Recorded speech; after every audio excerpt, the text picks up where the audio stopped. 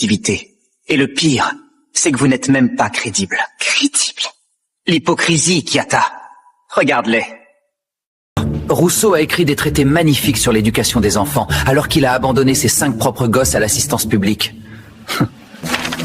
Schopenhauer prêchait l'ascétisme et le renoncement, mais il vivait dans le luxe, terrifié par la mort et obsédé par son confort. Leur devise, c'est « Faites ce que je dis, pas ce que je fais ». Pourquoi écouterait-on des gens incapables de vivre selon leurs propres principes? Des excentriques comme Diogène qui vivaient dans un tonneau et aboyaient sur les passants? Ce sont des inadaptés sociaux, professeur. Des marginaux. Tu as bien révisé, Reine. Ton attaque est précise. Mais ta vision est incomplète. Tu parles d'économie et de productivité?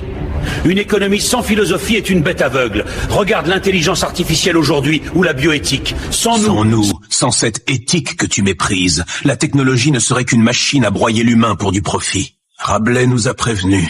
Science sans conscience n'est que ruine de l'âme. Nous ne sommes pas le grain de sable, Reine. Nous sommes la boussole. Et l'hypocrisie! Les enfants de Rousseau! On ne juge pas la précision d'une carte routière à la vertu de celui qui l'a dessinée. Une équation mathématique reste vraie, même si le mathématicien est un menteur. Puis, il en va de même pour la philosophie. Le philosophe ne prétend pas être un sage, Reine. Le mot lui-même le dit. Il est celui qui cherche la sagesse. Nos failles, nos erreurs, elles ne font que prouver à quel point l'idéal est difficile à atteindre. Et quant à l'excentrisme, quant à Diogène dans son tonneau, tu appelles ça de la folie?